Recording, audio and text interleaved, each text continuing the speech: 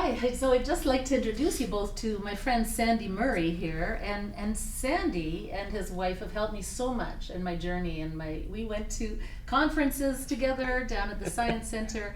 He drove to Guelph, we went back and forth to cannabis dispensaries and looking at things, and I asked him to draw me, he painted this for me, so for my workshops, because I have several cannabis workshops trying to educate everything.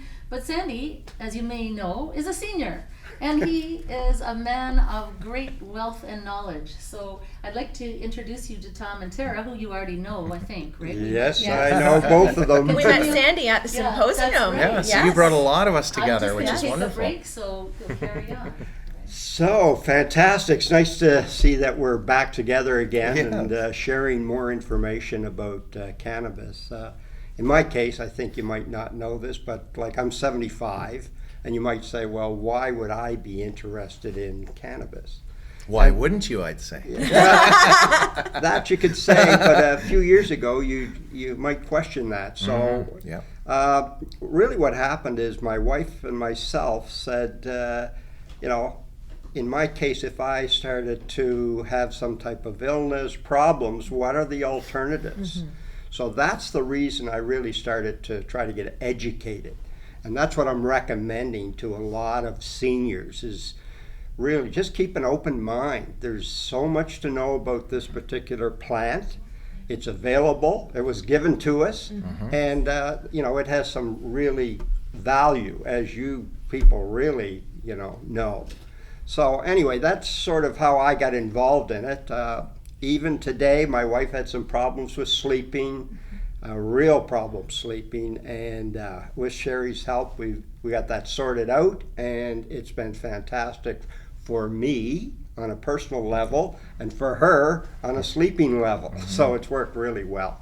But anyway, I'm more interested in your training. You say you deliver it online and offline, would that be right? Yes. Do you want to go ahead? Sure. So, short answer, yes.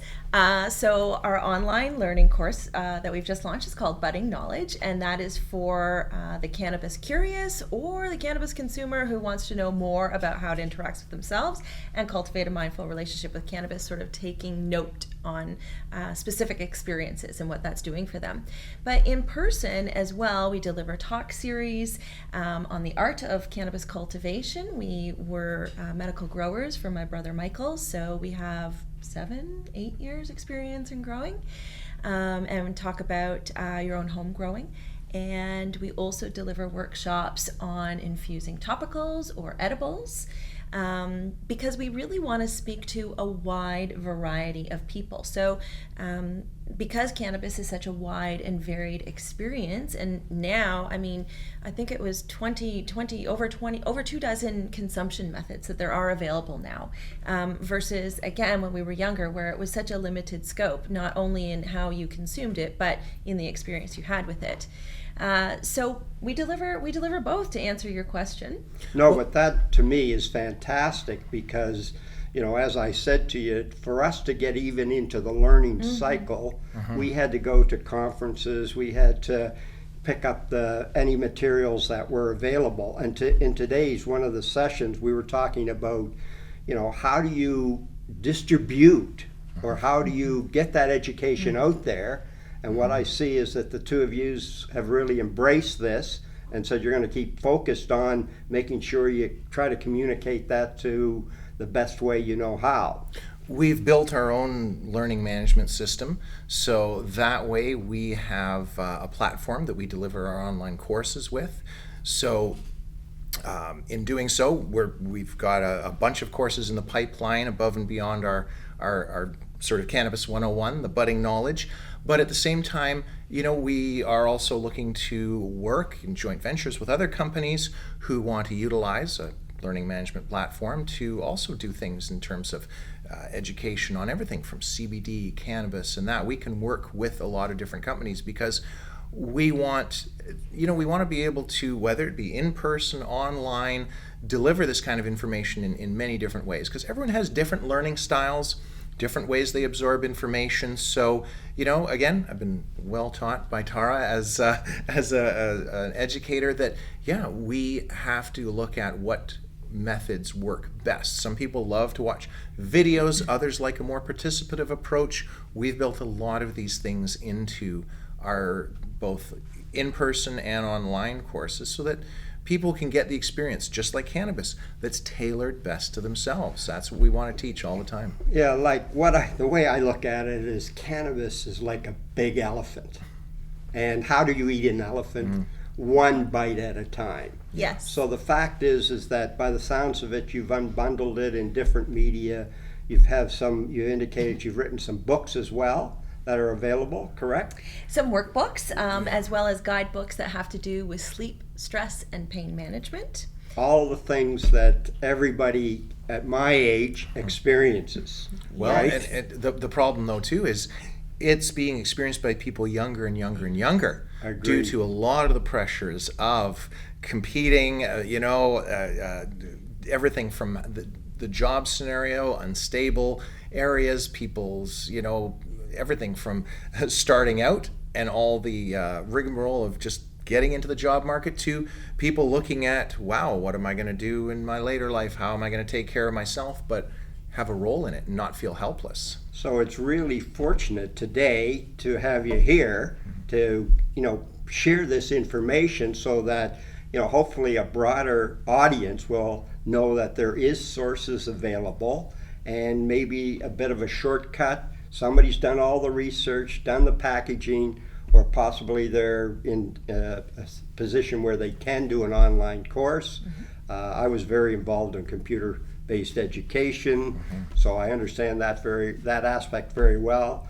I understand too that people learn in different methods. Absolutely. So the fact that you've done all this is really tremendous. So one offering that we do have that's completely free for everyone, if you visit our website, PlantAlchemy.ca, we actually have a free mindful cannabis experience that has a guide. You do need a little bit of computer literacy in as much as finding the website, putting your name and email in, and then it will automatically be emailed to you. But we do have a guide that talks a little bit about the trends that we've been through in sort of the last 100 years in our approach to health and well-being, and how that's going to change now with plant medicines more and more. Cannabis is just the start in terms of what is being legalized and what we are able to have access to for our health and well-being. And then looking at, well, what does that mean in terms of cannabis and myself and my experience with it? How do I cultivate a mindful relationship with cannabis? So our free gift is I hesitate to use the word meditative experience because it is more of a guided experience that is really about teaching you how to bring yourself here, right now. And it's not about sitting still and clearing the mind. It's about paying attention, taking away all of the layers and really paying attention. And of course, encouraging people, again, to be taking down observational journal notes or data about their experience and what they're using. I was going to say is like being in the moment, but more important is what you said is taking the time to document what the impact of possibly your first dose, how has it impacted you, what do you need to do next, do you need to get some more direction, is the dosage correct? I mean, what I like to think of it is like it's a personal prescription that you have to write yourself. Yeah, Sandy, I think you're right there, and you hit the nail on the head about making sure that you are writing it down. Look, whether it's I'm going to remember to pick up the milk, the oatmeal, and the bread and eggs at the grocery store, and you get home and you realize you forgot the eggs, or I'm going to remember that I took strain whatever, insert the name, but you don't really remember. You maybe have 2 or 3 different types of flour or topical that you're working with at home, and you didn't write it down, right? So instead of relying on the memory, which is overtaxed by everyone because we have to multitask ourselves beyond what is healthy, writing it down. And then also we encourage people to, take a month. Commit to taking your information for a month. A month is a long enough time to go through cycles and really possibly miss a few days of taking some data too, but still you're going to accumulate enough to see some trends in that and some patterns in that. And that is really important for us to not only get clear and true and honest about what is and isn't working for us, but to be empowered to go and have conversations with our medical professionals, whether it's a cannabis medical doctor or nurse practitioner or your own GP who may or may not be pro-cannabis. The more empowered the individual user is to go in and say, look, I'm not just, whistling Dixie here. I have my data. And it's really important to be able to refer to that. And even more important for seniors is that, if we're not documenting our stuff, we can't keep track of it anymore. So it's really important. So I think that's an important message. Anyway, it's a pleasure being with you today. I'm back, and I'd like to talk about sex. Oh, Can you fantastic. tell me please just what it is that you know about cannabis and intimacy, please, because that's also a hot topic. So that is one of the courses, a little sneak preview that Why are you blushing, Tom? What are you blushing for? It's warm in Sorry, here. was I not? So one of the courses that we are currently developing and looking to partner with other people to co-create this is Pillow Talk, Passion, and Play. Oh. And it really is about sex, intimacy, and cannabis. Now, at first blush, there's a lot of discussion out there about cannabis-infused lubes and suppositories, thank you, as well. And yes, there is a difference between using cannabis sort of recreationally to get yourself more in the mood versus, again, a medicinal approach. But the underlying statement, no matter which way you're coming at it from, is really, am I taking care of myself mentally, physically, and emotionally so that I can be here and present with my partner? Right. And it's about communication. From a medicinal point of view, again, a lot of women, myself included, I come from a history of sexual abuse. And women... Intimacy is a challenge, intimacy, isn't it? It absolutely is. There's a whole lot that's tied up into whether it be molestation as a child or rape as an adult or both, so many women have so many stories. In fact, the more I talk to women, the more I don't know if there's a woman among us that hasn't had some sort of encounter or ongoing lifestyle that they've had to deal with that. And so from that perspective, as a woman coming into a relationship to be in an intimate and sexual relationship with a partner, cannabis is, again, a healing herb that can open up pathways. It can sort of take you out of your normal mental directive, the self-judgment, the flashbacks, the everything that goes on. And it can allow you to be present with there, to know that you're safe, to know that you are with someone that you love. And if things are coming up, to be able to say, wow, this is actually coming up for me. I'm here with you right now, but I'm feeling some resistance. Can we pause for a minute? Can we talk about that? Well, and I think too, in the broader scope of things, our mission is always to really create a very broad swath of education. And like Tara mentioned at the beginning of this discussion, yes, there's a lot of things that focus on the lube, specifically the physical aspects of sexual pleasure that cannabis can help with. But the thing that we see being overlooked is, again, all the things that it does to your mental state. And especially with guys, yes, there's a whole range of evidence that suggests that cannabis is great for mild erectile dysfunction and other things, because again, it's about your bodily systems, but it's also about where is your mental state with things. And men, unfortunately, to a large degree still, I think, have not been as encouraged to open up about feelings and more intimate elements about themselves to their partner or anyone else.